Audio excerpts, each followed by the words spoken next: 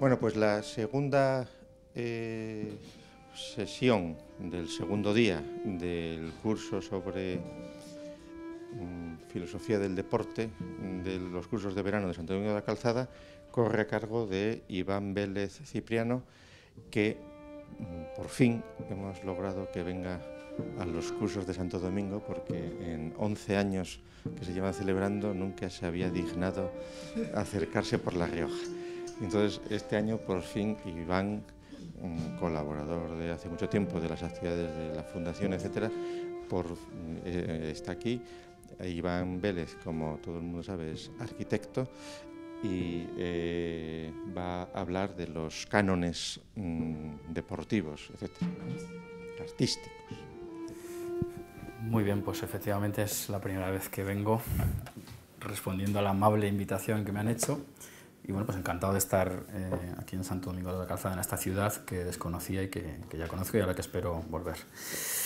Bueno, pues el título que me propusieron es este: Los cánones artísticos del deporte, el discóbolo de Mirón y el doríforo de Policleto. Yo sospecho que esto tiene que ver con una intervención que tuve en la Fundación Gustavo Bueno y bueno, pues voy a tratar de repetirme lo menos posible y de ampliar la cuestión en la dirección en la cual se me sugiere que avance.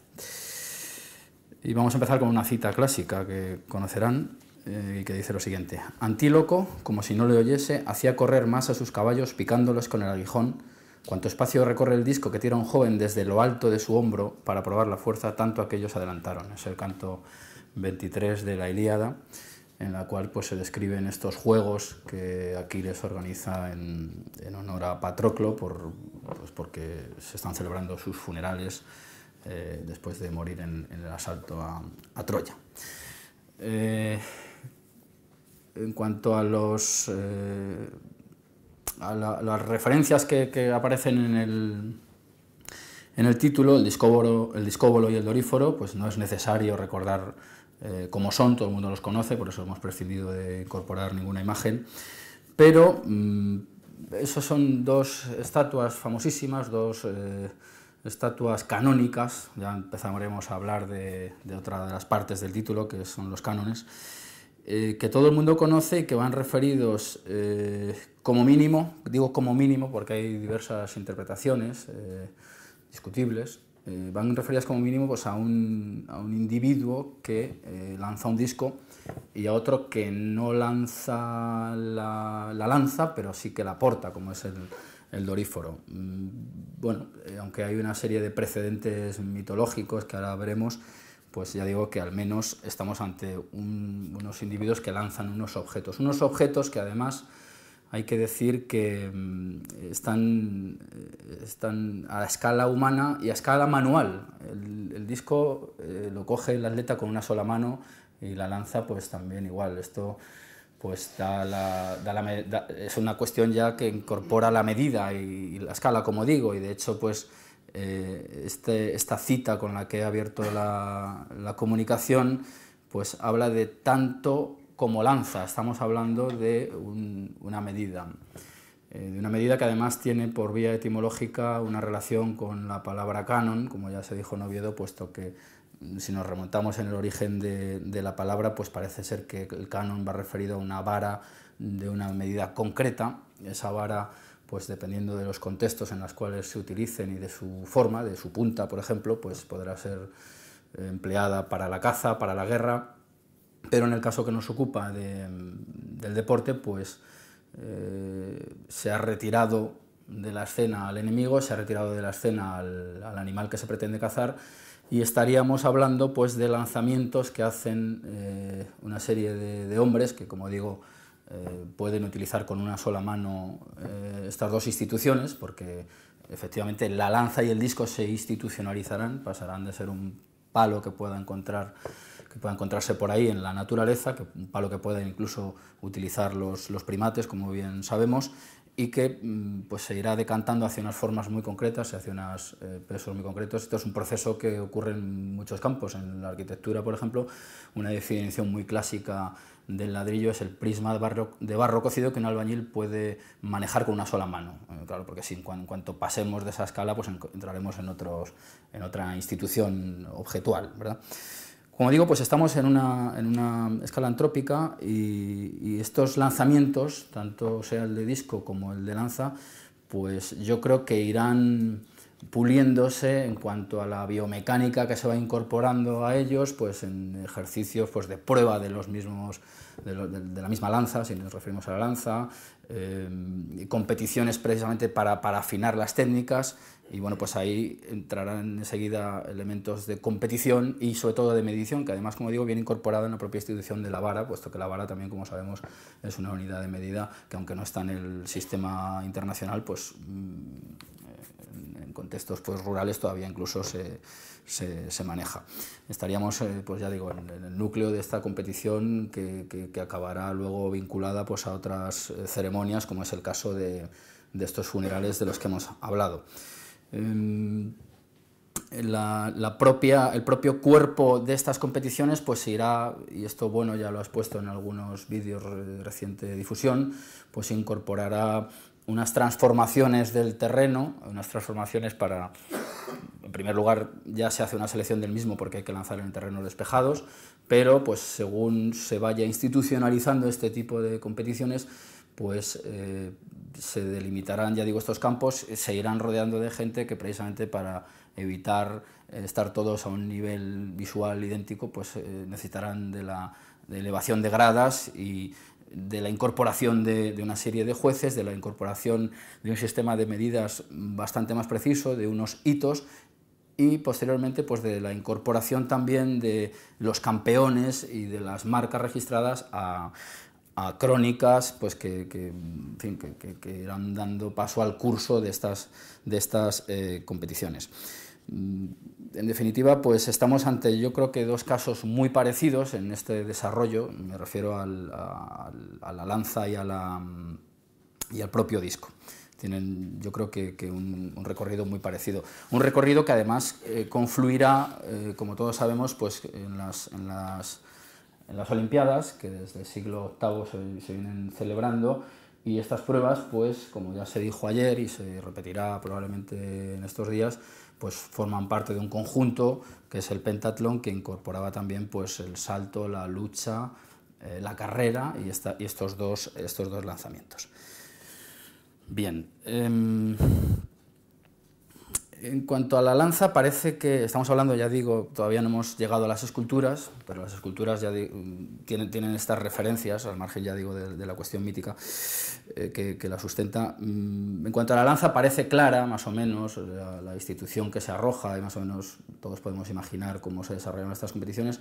En cuanto al disco, hay cierta confusión, porque uno va leyendo y no acaba de ver exactamente si la forma es la que vemos hoy en las Olimpiadas modernas. Porque, por ejemplo, bueno, la Ilíada lo que dice es: luego el Pélida depositó un bloque de hierro en bruto que en otro tiempo solía lanzar el gran brío de Eetión.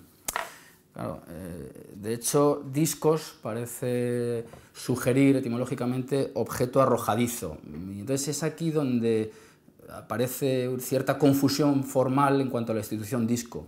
Si bien los discos también seguirán un curso evolutivo, empezando por ser unos discos de piedra y luego pues pasarán a ser discos metálicos con una serie de grabados que incorporarán una cosa que es importantísima en este mundo del que estamos hablando, en este mundo del canon, como es la impresión. Los discos llevarán impresos en algún caso me ha parecido encontrar, porque como se convierten en ofrendas, pues llevarán pues las fechas o el dios al cual se le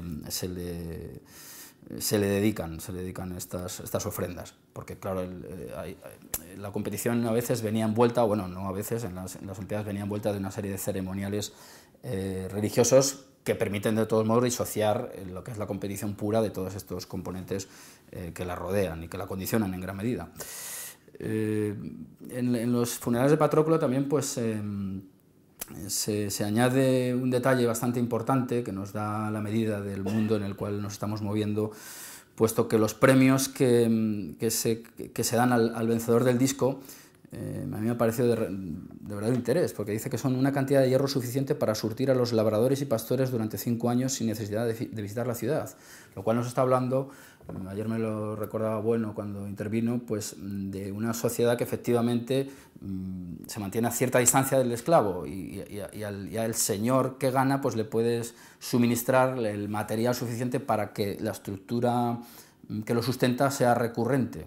Me ha parecido que podría ser un aspecto digno de comentario. En cuanto al sitio en el cual se lanzaba, pues se llamaba Balbis y parece ser que era un terreno acotado de forma rectangular, que además, por adelantarnos un poco, cuando se restauran las Olimpiadas, y precisamente aquí subyace de nuevo el canon y la influencia que tienen en cuanto a restauración, parece ser que hay cierta contaminación en la traducción y obliga a lanzar a los discóbolos desde un terreno que es una especie de pequeño montículo elevado, en fin, es decir, el rigorismo por atenerse al canon que presenta o al modelo que presenta la Ilíada lleva a confusión, incluso les obligan a los lanzadores a casi ser un remedo del discóbolo y forzar demasiado la postura, aun cuando las reliquias arqueológicas, porque está el discóbolo, pero hay un montón de representaciones en cerámicas y en pinturas, pues casi nos da la secuencia completa y es lógico que esas rutinas fueran puliéndose hasta obtener una técnica bastante más pulida que lo que nos muestra el discóbolo, que podemos pensar que está condicionado también por unas intenciones estéticas concretas. Bien, pues todo esto nos pone, tenemos las figuras totalmente reconocibles del discóbolo y el doríforo, nos pone ante un problema interesante, como es la relación entre cánones ideográficos o modelos o iconos ideográficos y nomotéticos. El doríforo, la verdad que, esto ya voy a ser muy breve, no quiero repetirme, pero el doríforo se presta a múltiples interpretaciones, o se han ensayado casi todas las que hay en relación con un texto muy breve, apenas un fragmento de Policleto llamado canon. Entonces pues se han ensayado todas, una que hay una identificación entre la figura y el texto, otra que el texto sería una especie, yo dije en Oviedo, una especie de memoria de lo que se ha hecho en la escultura, una explicación, digamos. Otra, pues que hay una total identificación, otra incluso que dice que el canon al que se refiere el texto canon, perdón, la escultura a la que se refiere el texto canon no sería esta, sino que sería otra, y otra incluso pues que lo plantea como un simple canon, un sistema de relaciones y medidas, lo cual nos llevaría al terreno de lo nomotético, ¿no? Pero lo interesante también, y puesto que estamos con la Ilíada como tema de arranque, es ver que el doríforo, y esta es una teoría que algunos lo sostienen y parece que tiene cierto recorrido, pues sería la representación de Aquiles. La representación de Aquiles, que es un héroe cuya forma parece venir acompañado de un proceso de bebemerismo. Partiríamos de un sujeto corpóreo ideográfico concreto al cual se le irán añadiendo una serie de componentes formales, pues que darán como resultado ese héroe que tenemos en la mitología griega. Un héroe que además será el modelo el canon en el que se miren pues personajes tan relevantes como sobre todo Alejandro Magno. Alejandro Magno se mira en ese espejo, trata de ajustar su comportamiento, en algunos casos, por supuesto, a lo que hace Aquiles, hace un recorrido parecido, incluso pues se sabe que acompañado de Hefestión, que sería una especie de remedo de Patroclo, pues llegan a la tumba de Aquiles y cada uno se dirige a la que le corresponde, por tener ahí enterrado a su modelo, y bueno, pues hacer una serie de ceremonias. La figura de Alejandro, además, pues dada la pobreza o disparidad de datos completamente demostrables, pues también nos pone ante este caso de individuo concreto que resulta ser un soporte de arquetipos que se le van superponiendo. Unos arquetipos, además, de los cuales se ha discutido mucho, en el sentido de que Alejandro, que es el rey macedonio que va moviéndose hacia el este, envolviendo pues a los persas y a todos estos pueblos enemigos de los griegos, pues irá asumiendo elementos de esas culturas, vamos a llamarlo así, ¿no? Elementos que además tendrán una enorme carga simbólica y que propiciarán su mitificación incluso en vida. La llamada apoteosis de Alejandro se produce, al parecer, tras visitar el oráculo de Siva, en la cual pues, este hombre con tintes heroicos, porque él pues, ha hecho, bueno, aparte de sus victorias en el campo real, pues, en el terreno de lo representativo y simbólico, pues, ha tratado de incorporar elementos pues del propio Aquiles, pues recogerá también su figura, los atributos del faraón, y será una deificación del propio hombre, lo cual le obligará pues, a cambiar, por ejemplo, ya que estamos en el terreno de la escultura, pues empezarán a producirse cambios en cuanto a su representación escultórica y en otro mundo aparte que también pues conlleva la transformación de los metales, como es el de la acuñación de monedas. Alejandro incorporará los cuernos de Amón, incorporará los atributos del faraón, y en su marcha hacia la India pues acabará también tocado con una especie de casco o una cabeza de elefante, pero también él utilizaba, y esto en una biografía que me recomendó Íñigo Ngay, John Lane Fox, pues se habla de cómo él se vestía precisamente con los atributos que convinieran en cada momento. Bueno, ahí entramos siempre en el problema este de la sinceridad o no, que a efectos de análisis histórico pues nos tiene que dar, yo creo que un poco igual. Yo hace poco me acordaba también de la figura de Cortés, como que Cortés también toma como modelo a Alejandro, y cómo Cortés pues llevó luto por algún cacique muerto que había sido aliado suyo. Es decir, que es un terreno que yo creo que habría que evitar, el de entrar en lo más íntimo del personaje. Lo que nos interesa es su despliegue histórico y político, y cómo pues, probablemente esta incorporación de atributos simbólicos o canónicos de algunas otras civilizaciones o sociedades políticas con las que se va encontrando, pues le sirven para poder continuar con el modelo que él se ha trazado, que es un modelo pues también de una fuerte inercia. El propio Alejandro pues sufrirá en este sentido pues otra suerte de bemerismo, y pues ya digo que con esta disparidad de fuentes que vamos a tener sobre él, muchas de ellas apócrifas, pues será el soporte de muchos atributos de este carácter. Por ir a las esculturas de referencia, bueno, pues hay que decir que ya hemos hablado al principio de instituciones de medida, de instituciones geométricas que estarían contenidas, según algunos, en ese texto de Policleto, instituciones que también estarán incorporadas, por supuesto, en Mirón. Son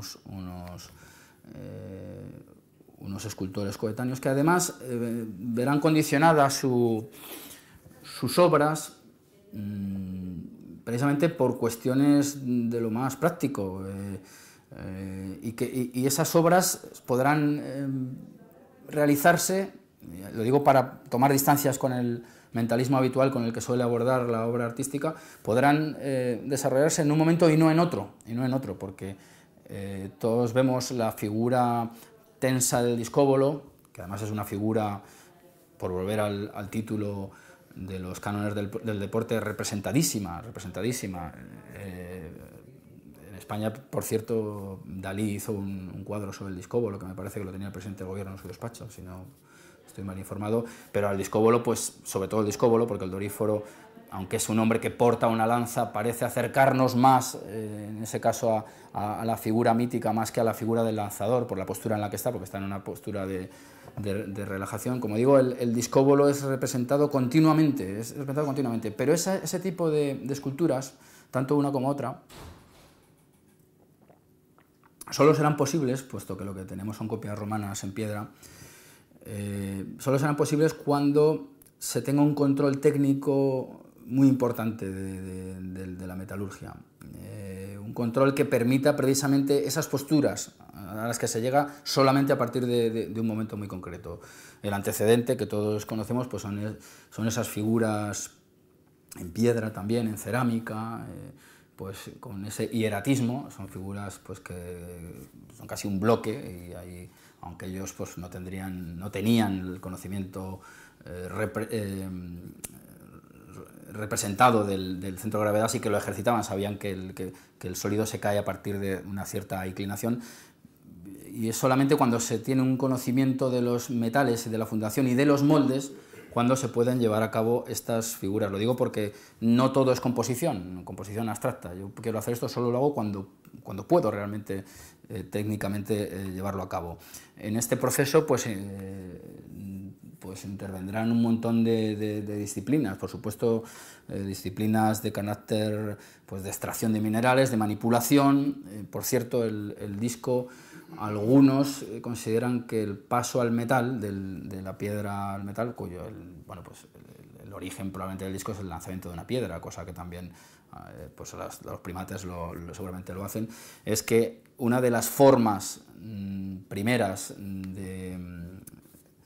de comercialización o de manipulación del metal, pues es una especie de, no los lingotes habituales, sino una especie de tortas que podrían, en fin, adecuarse a la forma del disco de piedra original. En definitiva, estamos ante procesos de institucionalización de manipulación de materiales. En el caso de la escultura griega metálica, pues además hará necesario el control de la apicultura por la técnica en la cual se ejecuta, que es el de la cera perdida, con lo cual pues tendremos que tener, ahí intervienen al menos la cerámica, la apicultura y la metalurgia, como mínimo, y entonces pues eso solamente se puede dar en sociedades como las que estamos hablando, que son sociedades ya pues de una complejidad importante y que han abandonado pues unas técnicas que en ese momento ya están arcaicas y han desarrollado además la idea del molde, incluso la del troquel, si volvemos otra vez a las representaciones de Alejandro en sus monedas. Bien, como digo, el caso del Doríforo tiene un sustento mitológico que todos conocemos. Otros lo han querido buscar también en el caso del Discóbolo. El Discóbolo, pues hay un relato mítico según el cual Apolo estaba enamorado de un joven llamado Jacinto, al cual mata al lanzarle el disco. Hay otra versión que incorpora al dios Céfiro, que celoso de esta relación, pues lo que hace es que en este intercambio de lanzamientos lo que hace es desviar el disco y entonces mata a Jacinto, de cuya sangre brota la flor del jacinto. Bueno, pues esto por lo que respecta a, ya digo, a la posibilidad de realización de esas dos esculturas, que además habrá que insertar no solamente en un contexto tecnológico ya muy desarrollado, sino también en unas escuelas. Parece ser que los dos se reclaman como herederos de Agéladas, y bueno, pues hay toda una tradición de la cual ellos también forman parte, porque luego, pues sobre todo el Doríforo, por su condición de canon, sobre todo a partir del siglo XVIII, de forma representada, pero sobre todo ejercida desde su propia realización, pues tendrá una influencia enorme a la hora pues de ver las proporciones que tienen todas las estatuas, cómo se distribuyen los cuerpos, el rostro dividido en tres partes, en fin, lo que todos conocemos. Bueno, tratados así de forma muy rápida las conexiones entre cánones ideográficos y nomotéticos, del cual ya digo el Policleto sería pues un modelo quizá el más conocido.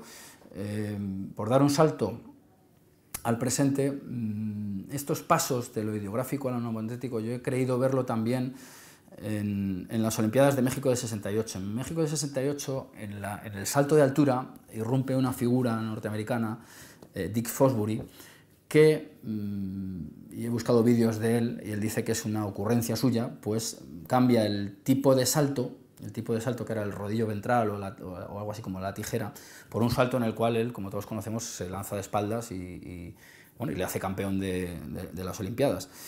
A mí me parece que, de la misma forma que el Alejandro histórico es casi irreconocible con respecto al Alejandro mitológico, En el caso del salto de Fosbury, pues probablemente los que vieron esas Olimpiadas o en los años posteriores pues reconocerían al propio Fosbury, le pondrían rostro.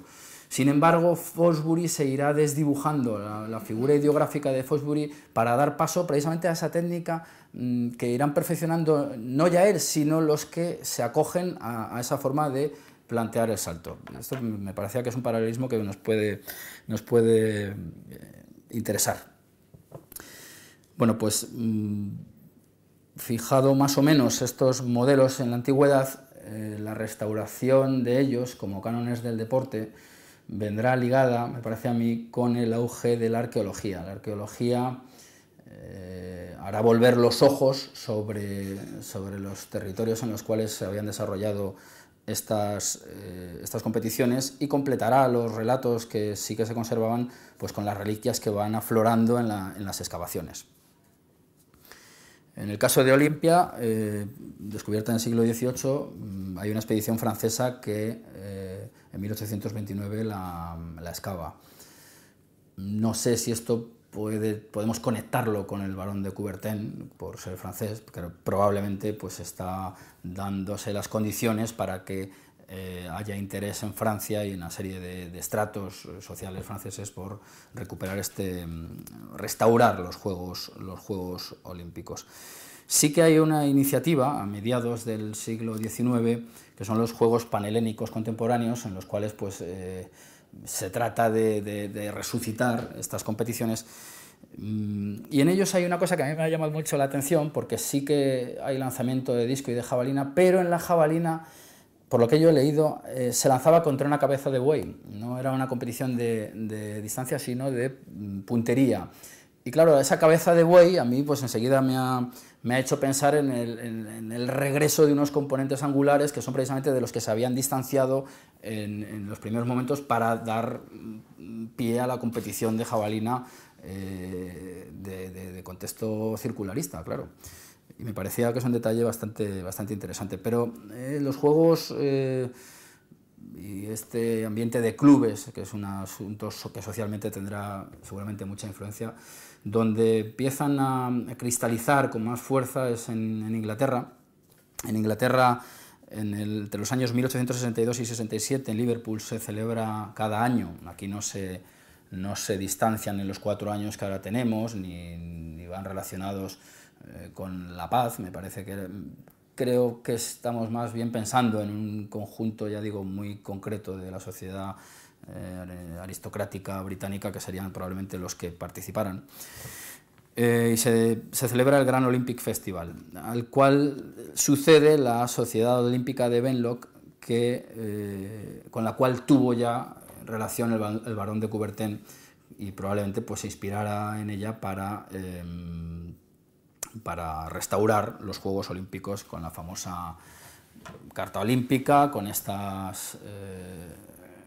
ideología flotante que hay sobre la competición pura y dura en cuanto a competición por naciones. No estamos hablando ahora de ese círculo más o menos cerrado del que habló ayer Bueno, de ciudadanos griegos todos de un mismo tronco pero de diferentes ciudades. Aquí lo que habrá es una competición de carácter internacional, aunque desde luego el fondo sobre el cual se recortan los nuevos juegos pues es un fondo pues que toma muchos, no digo todos, porque al tener esta influencia británica se incorporarán otros deportes de las islas, pero sí que tienen como plantilla los juegos de la antigüedad. Ya digo que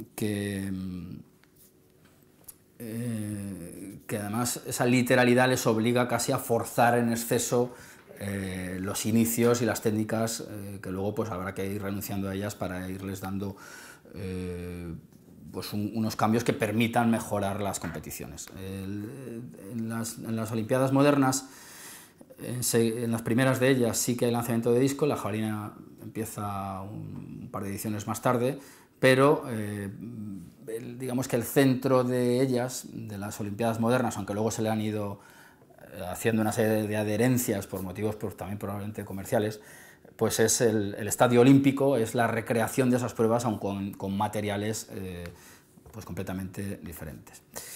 El canon el canon de las Olimpiadas sirve para la restauración de estas Olimpiadas modernas, pero también, y ayer se citó, tendrá otros intereses más alejados de lo puramente deportivo. Me estoy refiriendo evidentemente a las Olimpiadas del 36 de Berlín, en las cuales, como dijo ayer Gustavo Bueno Sánchez, pues se incorpora por primera vez la llama olímpica. Pero es que además esta Olimpiada contó con una maestra de la propaganda y del cine, como es Leni Riefenstahl, que graba una película de 4 horas, titulada Olimpia, en la cual divide en 2 partes. La primera parte, Fester Volker, es la fiesta de los pueblos. A mí me ha parecido ver que esta utilización de pueblo pues tiene probablemente mucho que ver con la ideología que tenían los nazis de la época. No dicen naciones, dicen pueblos. Me parece que esto tiene un verdadero interés. La segunda parte es la fiesta de la belleza. Y en la segunda parte pues aparecen algunos de los componentes de los nazis muy comunes, pues esto del naturalismo, el nudismo, el ejercicio físico. Pero en la primera, pues lo que se hace es aferrarse, intentar de traerse a su terreno todo lo griego relacionado, por supuesto, con las Olimpiadas, pero no solo, porque la película empieza, además, con una música, es una gran sinfonía, utiliza además unos recursos muy novedosos, utiliza travelings, fundidos, y empieza con un recorrido por las ruinas, y en un momento dado sale hasta la cabeza del propio Alejandro, el busto de Alejandro, con lo cual pues parece que estamos recurriendo otra vez a esos héroes y tratando de establecer una hilazón, pero esta hilazón es aún más importante cuando la cámara se fija en... Eso quizá podríamos haberlo puesto, pero bueno, es una película que es fácil de ver. Se fija en el discóbolo y se hace un fundido en el cual se pasa del bronce o de la piedra a la carne y hueso, y vemos al discóbolo, se funde la imagen y aparece un cuerpo alemán, probablemente germánico, también desnudo, tomando como arranque la postura del discóbolo y completando el lanzamiento. Evidentemente el modelo y el canon olímpico y el canon que suponen el discóbolo y el doríforo menos por lo que estoy diciendo, pero como competición por supuesto, pues están presentes en toda la película, porque además hay un... Y yo creo que precisamente por esa influencia que tiene Leni Riefenstahl hay un especial énfasis, aparte ya por supuesto de la polémica con las victorias de Josie Owens, que todos sabemos pues, que fue el patinazo enorme en cuanto a los planteamientos. Si tenemos una raza aria, no es posible que un Josie Owens, al cual se le había difamado en la prensa comparándolo con un chimpancé, con los cráneos y tal, pues que no nos puede ganar, pero resulta que le gana, y bueno, ya sabemos las reacciones de Hitler, etcétera, etcétera. Pero desde luego hay un importantísimo espacio dedicado a los lanzamientos, y yo creo que vienen totalmente condicionados precisamente por estos cánones artísticos de los cuales pues una persona como Leni Riefenstahl tiene que beber continuamente. Por incorporar atributos olímpicos primigenios, pues la película acaba con la imposición de las hojas de laurel, que es algo que además a los extranjeros llamaba mucho la atención, porque decían, bueno, pero como una cosa tan pobre es todo lo que obtiene el ganador. Bueno, pues en las Olimpiadas no es tan pobre, pero desde luego el símbolo se mantiene. Luego hay otro recurso que a mí me parece que Leni Riefenstahl lo emplea precisamente por intentar atenerse a esos cánones, que como es, y aunque es un recurso cinematográfico y muy moderno, la cámara lenta. Yo creo que la cámara lenta, al fin y al cabo, nos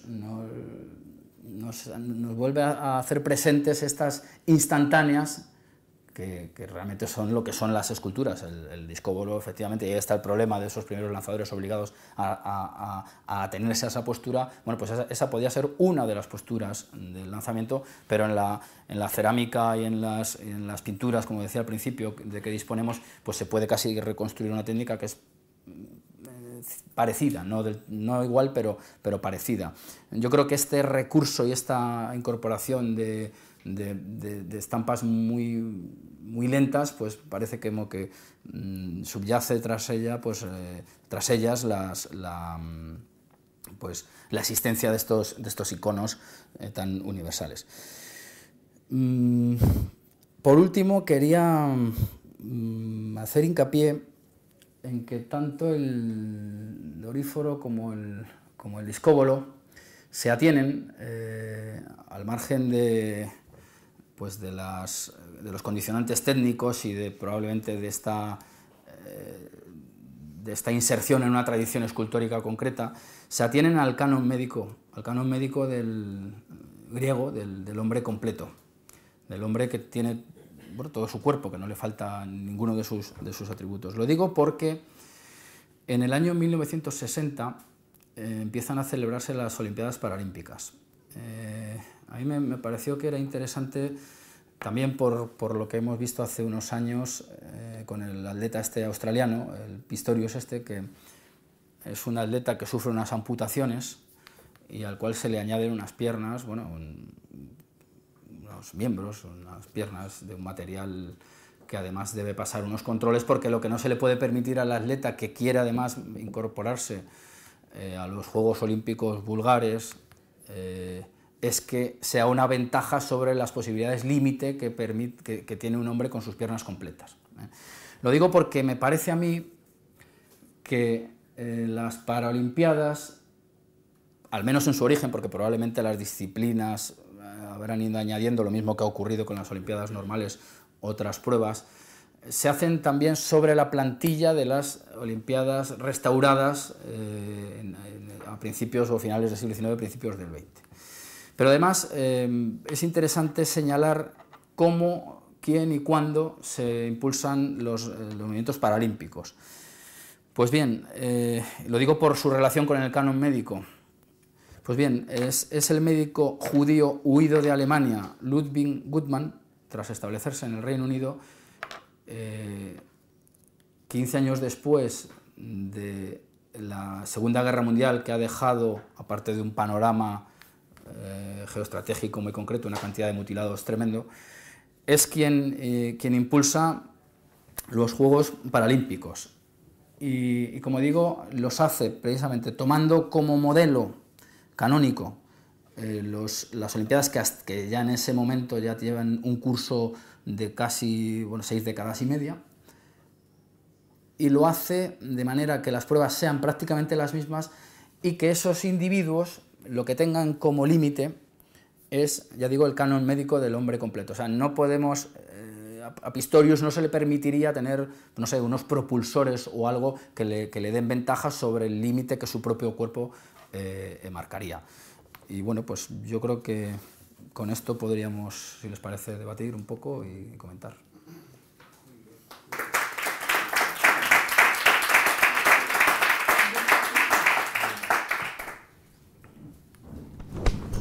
Bueno, felicitar a Iván porque la conferencia ha sido muy precisa, ha desbordado ampliamente la que dio en Oviedo, desde luego.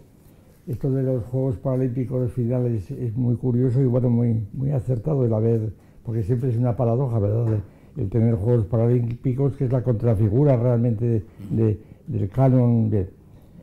Y entonces, yo quería simplemente abundar un poco en un hecho que me ha sugerido enteramente la exposición de Iván.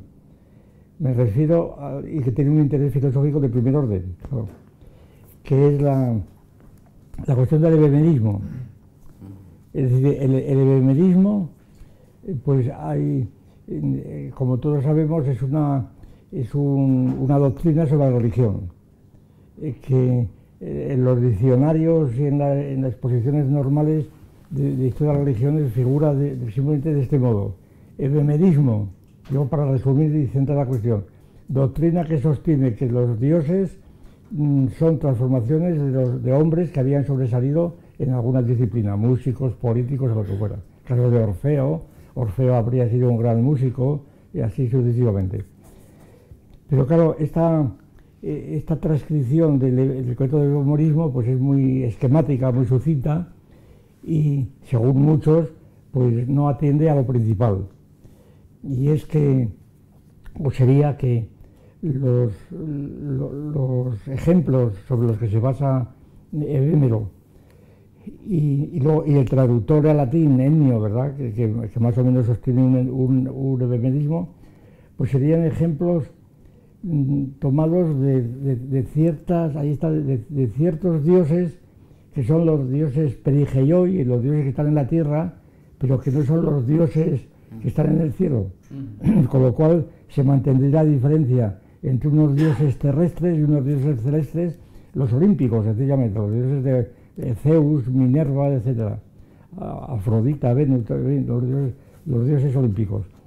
Y entonces, lo que me ha sugerido precisamente la exposición de Iván, es que ha sido el canon de Polícleto, habría sido el canon de Polícleto, sobre todo en la interpretación del Doríforo como Aquiles y luego como Alejandro, y Alejandro además que ha sido deificado en la apoteosis de Alejandro, primero la de Amón, cuando se considera hijo de Amón, del dios Amón egipcio, y luego con Zeus.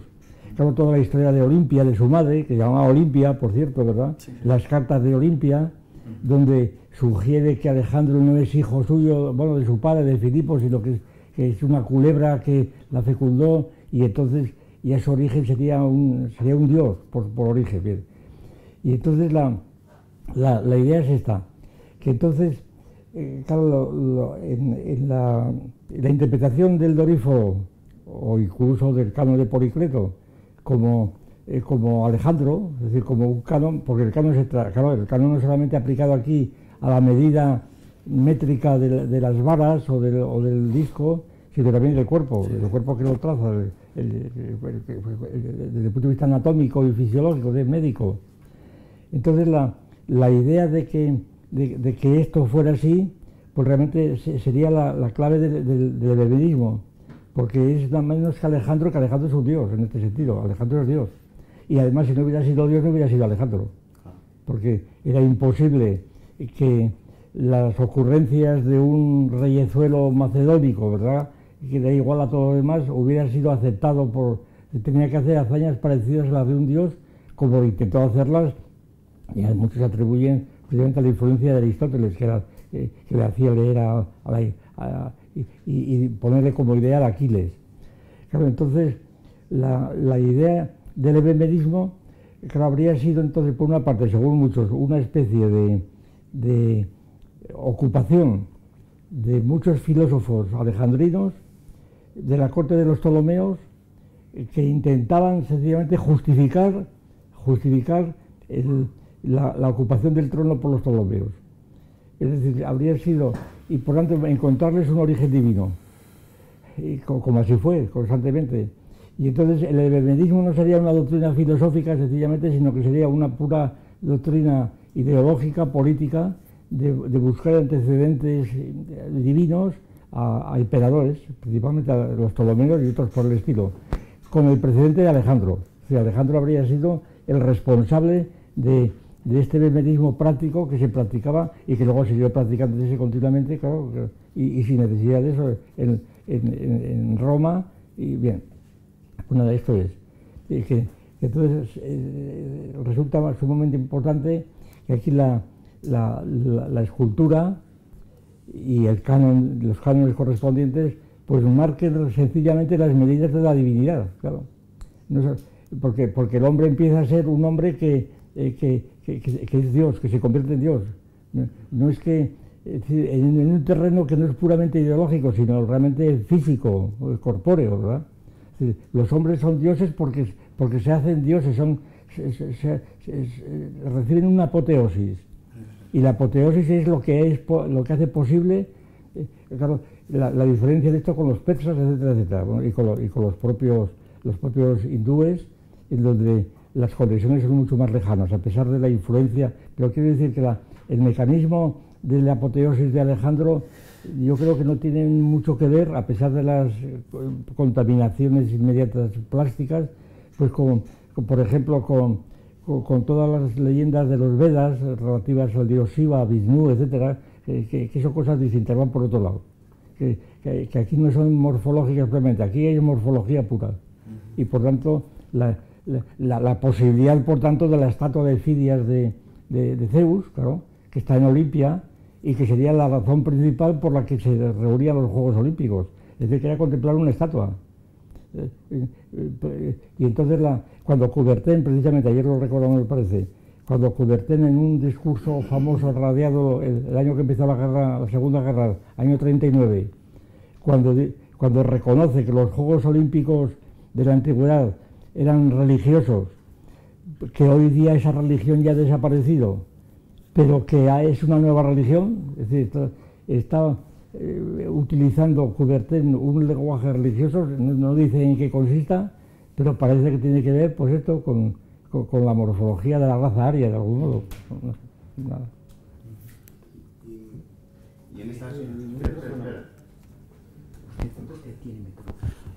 Bueno, sí, no, me parece muy sugerente lo que ha dicho. Bueno, efectivamente Alejandro va construyendo, da pruebas. Efectivamente no es una cosa que le venga añadida de agentes externos, sino que Alejandro pisa la tierra. Me imagino que por ahí van un poco los tiros, ¿no? Sí. Y luego la justificación, por supuesto, es el problema que yo decía de que los datos que se tienen concretos son escasos, pero por lo menos Alejandro soporta todos los añadidos que se le puedan dar. Me parece que por ahí puede la... Antes de otras palabras, no tengo yo el micrófono, lo uso. No, simplemente para puntualizar o para precisar, no es inventarte lo que has dicho, porque lo has dicho bien, pero seguramente lo has dicho muy comprimido, lo de los Paralímpicos, y quienes no estén al tanto pueden perder la continuidad con la guerra que se produjo cuando tú dices lo de los 15 años. En realidad, los Juegos Paralímpicos del 60 es cuando se institucionaliza los llamados Juegos Paralímpicos, pero el médico que tú mencionaste organizó en la Olimpiada 14, la de Londres del 48, los llamados entonces Juegos Paralelos, Olimpiadas Paralelas. No sabía. La Olimpiada 14, la de Londres del 48, fue la siguiente a la Olimpiada 11, que fue la de Berlín del 36. Porque los Juegos de la Olimpiada 12 y 13 no se celebraron por la Segunda Guerra Mundial. Entonces, cuando en el 48 de la posguerra y de casi todavía no los inicios de la Guerra Fría, o sea, bueno, la Guerra Fría, el nombre ya es en el 47, pero quiere decir que en el 48 ya se ha producido la desnazificación, quiere decir que ya el 48 ya está...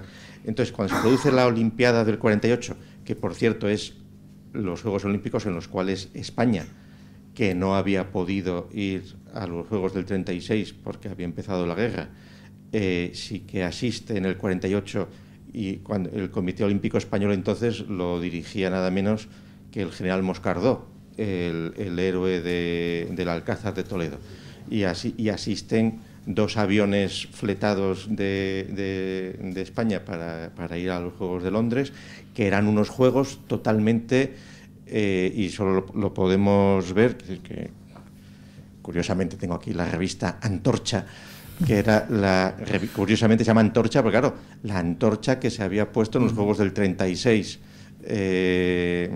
al incorporar la llama olímpica a los Juegos. La revista del Comité Olímpico Español, que se publicaba, que la dirigía el general Moscardó y que se publicaba en esos años en España, en el número 18, creo que es de Antorcha, 14 de Antorcha, es el que dedican a la Olimpiada de Londres del 44. Bueno, pues cuando explican cómo la delegación española, que son militares en su mayor parte, asisten a los Juegos Olímpicos de Londres, claro, donde les alojan es en antiguos barracones militares. Es decir, el grado de implicación del ejército con la Olimpiada de Londres del 44 es total, del 48, perdón, la guerra terminó 3 años antes. Y entonces este médico, seguramente para hacer un homenaje a todos los mutilados de guerra, organiza las Olimpiadas paralelas con exmilitares, todo con soldados mutilados, y seguramente como una especie de contracanon, para no insultar a los mutilados de la Segunda Guerra Mundial, con la escenificación de una competición entre los sanos. Es decir, el origen entonces de los Juegos Paralímpicos está totalmente vinculado inmediatamente a la guerra. Luego sí, en el 60 se institucionalizó, y luego ya con el tiempo pues ese origen militar o de compensación, digamos, a los mutilados de la Segunda Guerra Mundial se pierde y se llega a nuestros días pues a situaciones casi que rayan pues el esperpento, como has mencionado, ¿eh? Bueno, pues nada, era eso. Yo que quería subrayar, por lo que ha dicho tan interesante Gustavo, es que el nombre que tú has dicho de Juegos Paralelos parece mucho más ajustado que Paralímpicos, que es una palabra horrible, ¿verdad? Porque si dijeran por lo menos Paraolímpicos, pero coger el límpico para... Bueno, es una ocurrencia la denominación que yo creo que desautoriza completamente esos juegos. Los pone en cuestión, Juegos Paralímpicos, pero ¿de dónde saca esa palabra? Es como los filólogos no le han aconsejado que eso no se podía hacer. Y entonces lo de los juegos paralelos es mucho más discreto, pero claro, eso es sencillamente jugar con el propio sonido del final de una palabra, desconociendo todas las leyes de la construcción, porque para, ¿qué quiere decir? Para, en el sentido de para de al lado de, ¿no? Por eso paralelo es yo creo que es mucho más exacta. No, yo por eso me he detenido en el 60, porque la búsqueda iba ligada al palabro que dice, claro. bueno, ¿verdad? Sí, paralelo sí tiene un sentido, que son una metáfora, pero paralímpicos, bueno, el que hizo eso no sería Goodman, ¿no? Nada. No, ese es el nombre que en el 60 se institucionalizó así. Por eso. Paralelo. No, yo solamente matizar, también no matizar, sino añadir en este sentido sobre la apoteosis de Alejandro, que esa apoteosis hubiera significado muy poco, salvo en el terreno mitopoético, de no ser precisamente por la construcción de un imperio universal, primero que se comió Persia y después que se venció a Poros en la India, y que precisamente por la universalidad de su ortograma luego también se destruyó, claro, que no pudo ser, esa es la cuestión. Pero quiero decir que la propia apoteosis no es independiente de esta construcción, sino que está dada diaméricamente a través de estos hechos, ¿verdad? Y que después, claro, naturalmente pues sabemos, en la biografía esta de Robin Lane Fox, recuerdo pues que se menciona hasta qué punto el propio Alejandro se convirtió en canon para César. Claro, que cuando cumplió la edad de Alejandro, lloró amargamente, ¿verdad? Porque no había llegado a los logros. Lloró en logros. España, además, cuando vi la estatua de Alejandro. Y lloró César por decir, yo tengo tantos años y ya... No he llegado a... Claro, todavía no he hecho nada. Claro.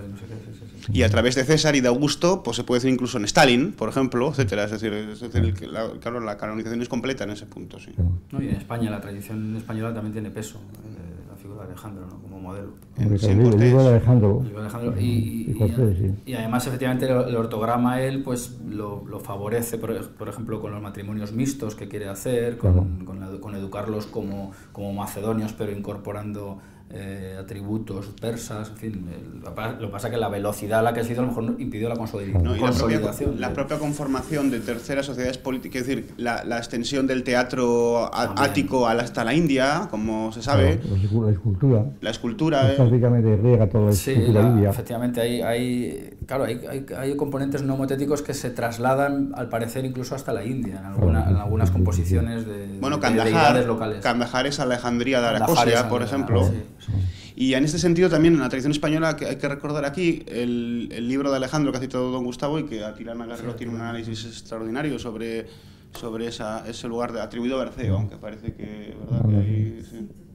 Vamos, hasta el punto en el que yo lo investigué, parecía que todavía no estaba resuelto el caso de la autoría. ¿Por qué no habla un poco de esto, del libro de Alejandro? Sí, realmente es que es sorprendente cómo la literatura española ha olvidado obras fundamentales y reconocido luego por los especialistas como una de las obras fundamentales de la literatura española. Y yo creo que es por este tabú del imperio. Yo creo que hasta tal punto se ha querido hacer de España un país al margen del concierto internacional, como se suele decir. Claro, si dices realmente cuáles son sus fuentes, como inmediatamente se constituye como un imperio ya desde Asturias, como ha demostrado Gustavo Bueno en España frente a Europa, pues claro, tienes que anular el estudio de esas obras. A mí realmente me sorprendió, y ver cómo los españoles desde el principio, o sea, desde los primeros siglos, bueno, 11, 12, 13, ya la corte de Alfonso X, clarísimo, pero es que es anterior. Alejandro es una figura y los héroes españoles se refieren a Alejandro como aquel que quieren imitar. Es para mí fue una sorpresa, y lo bueno es que no solamente es en los orígenes, sino que se mantiene estructuralmente, como tú has dicho, Cortés, pero bueno, Carlos V, en fin, todo, y desde entonces pues todos los reyes, lo que pasa es que claro, el propio lema non sufficit orbis. Exacto, totalmente alejandrino, y no se puede desvincular el Imperio Español, ni muchísimo menos a través de la literatura. Claro, como se entiende la literatura como algo que tiene que estar al margen de la política, pues por eso las obras literarias que ponen en cuestión esta neutralidad se anulan del estudio.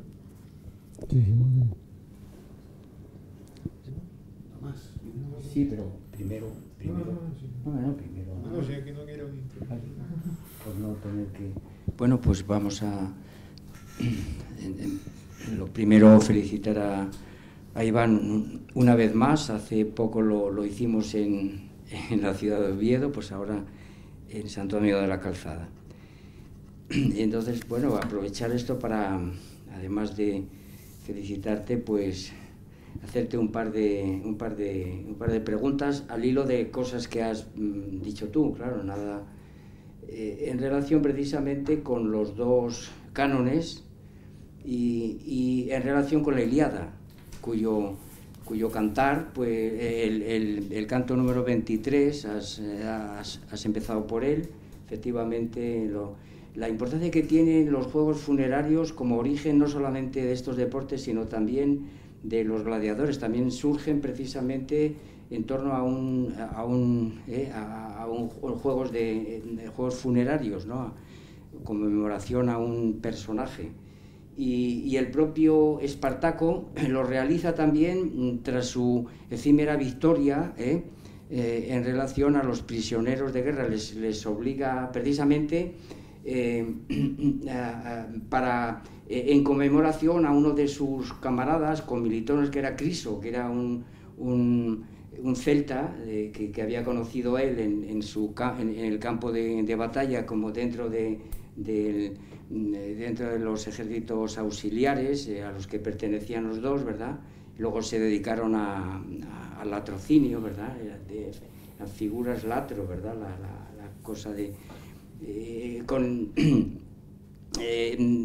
desmarcándonos completamente de las visiones idílicas que se tiene de Espartaco, que hace, por ejemplo, pues Carlos García Gual, que le considera como algo así como el defensor de la libertad frente a la opresión. Bueno, pues vamos al asunto, ¿no?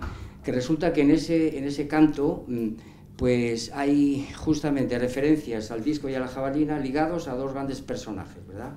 El disco ligado a Ulises y la jabalina ligado a Agamenón.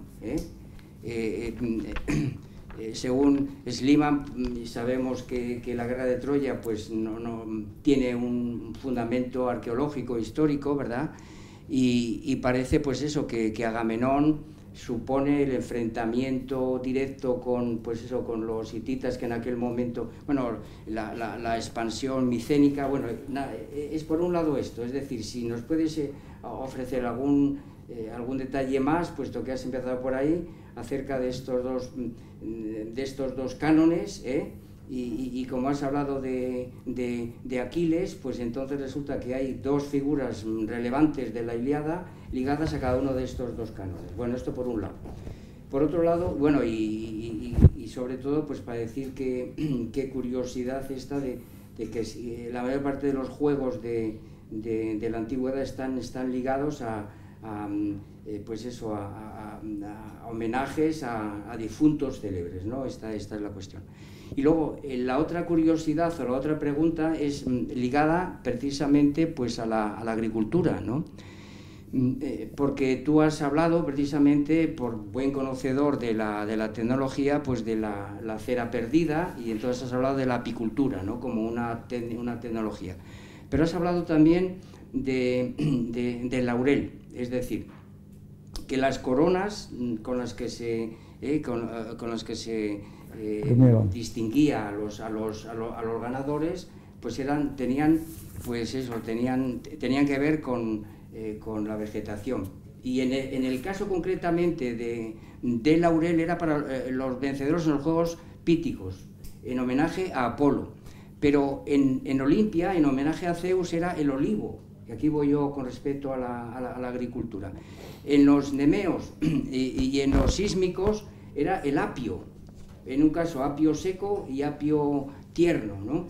Y entonces nada, pues precisamente, y yo sé que tu campo es la tecnología, pero como has mencionado la apicultura, si acaso no nos puedes hacer alguna información o algún comentario en torno a a la entrada en juego de otra tecnología muy curiosa, también ligada por supuesto al deporte, que es pues eso, la agricultura del olivo, la agricultura del apio. Vamos, estas son las dos cuestiones, ¿eh?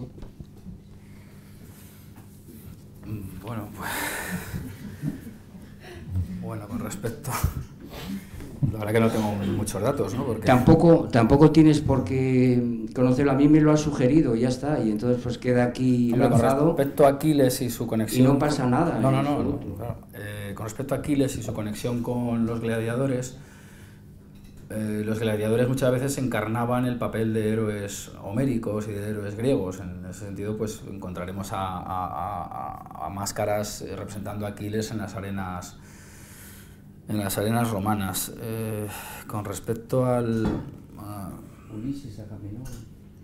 No dispongo de mayores datos, no conozco bien. Nada, por aportar un detalle, leyendo de estas cosas estos días, pues sí que es verdad que el rito de regar la tierra con sangre humana, en los sacrificios religiosos pues, de las religiones romanas, parece que tiene, bueno, en la Odisea, Odiseo,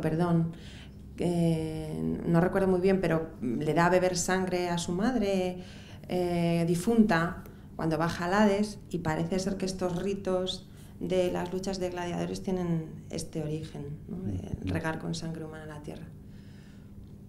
Y también una matización, en la Odisea hay un canto, en la vuelta de Ulises a Ítaca, como periplo por todo el Mediterráneo, y en la medida en que es para muchos autores, pues la Odisea no deja de ser una reconstrucción a escala de las rutas comerciales. Por la tesis de Milman Parry, hay un momento en el que Ulises, que es el prototipo, el anti-Aquiles en muchos aspectos, porque digamos que Ulises destaca por su sagacidad, lo cual no quiere decir que sea un mal guerrero. Bueno, partiendo de la tesis de que estamos hablando de cantos posiblemente de 150 años, digo, los cantos recogidos en la saga de la Ilíada y los llamados cantos recogidos en la saga de la Odisea, por lo menos hay unos 150 años de distinción entre ellos. En unos hay más componentes indoeuropeos y en otros más cretomicénicos. Hay un momento en el que Ulises, cuando llega a una isla, necesita congraciarse para obtener bienes, para poder seguir navegando, y entonces los que están allí, que están celebrando unos juegos, precisamente practican el lanzamiento de martillo, o de disco, sí, de piedra, pero vamos, no se queda muy claro si es martillo o es disco, y se burlan de él porque él dice que es un comerciante, o sea, quiere pasar como...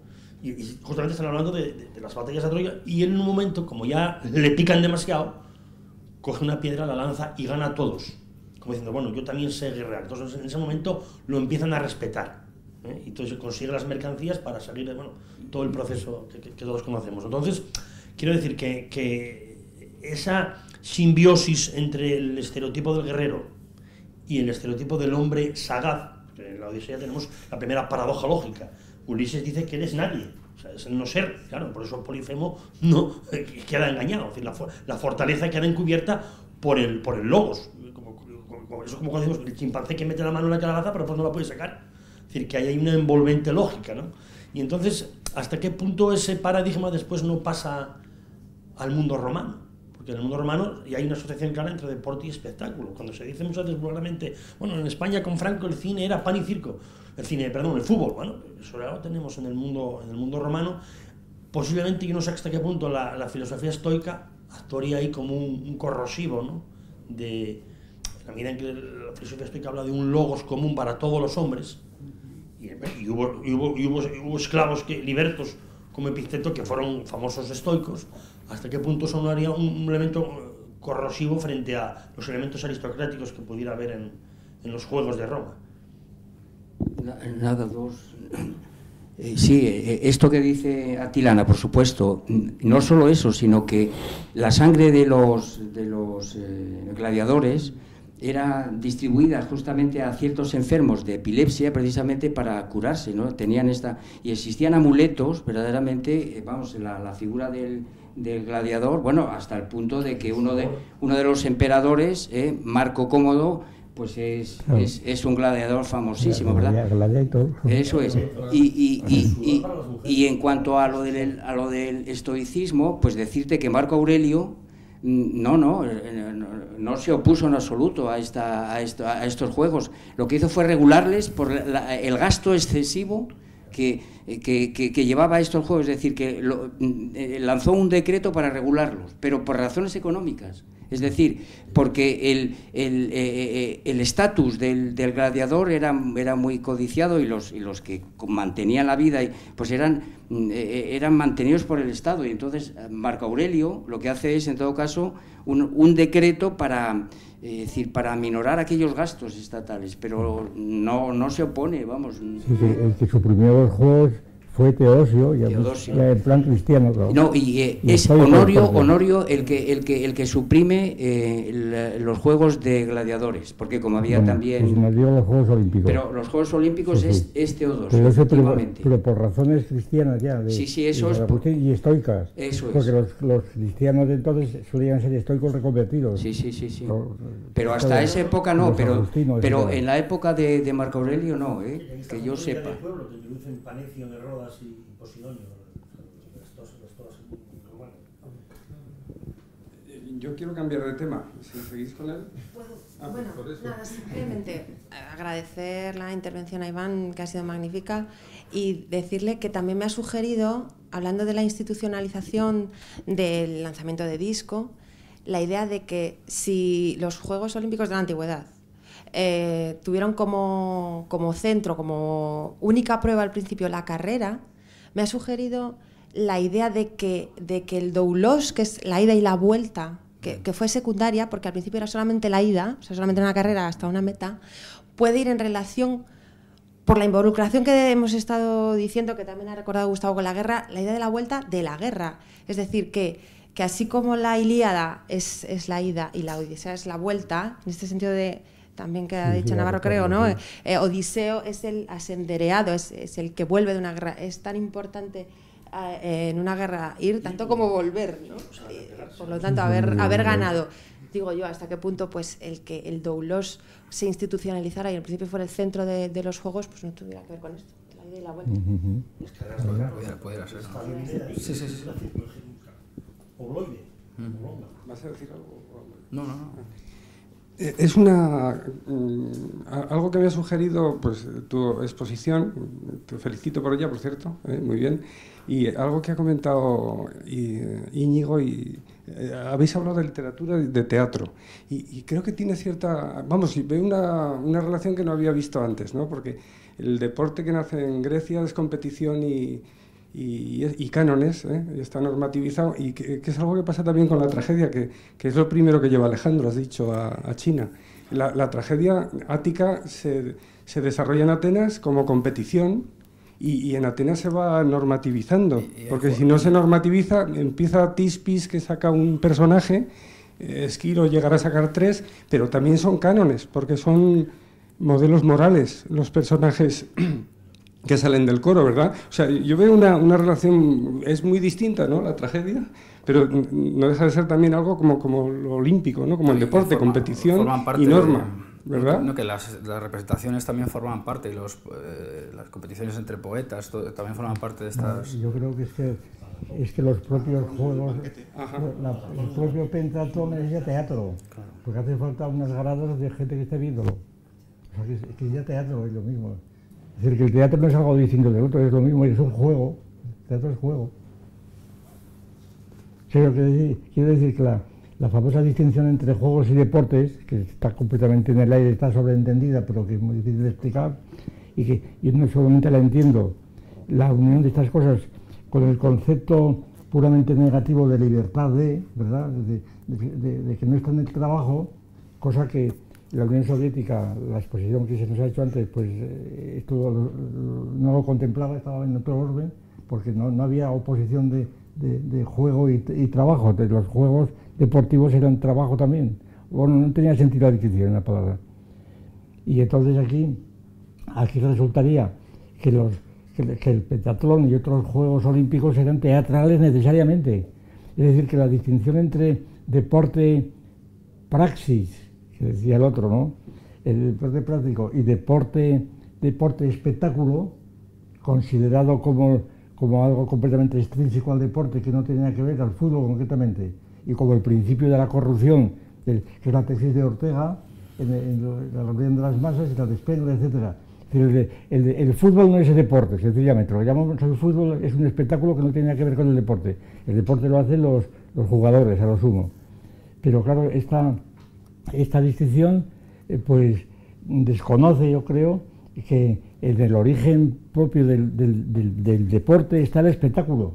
Es decir, que es una zona donde hay unas gradas, que ha citado también Iván, unas gradas donde se sienta la gente para ver, y los que ven son los que marcan el canon. El canon representado, no ejercido, son los jueces, en el fútbol es el árbitro, etc. Y entonces no hay distinción real entre el teatro y los juegos y los deportes. Pues lo dejamos aquí. Muy bien.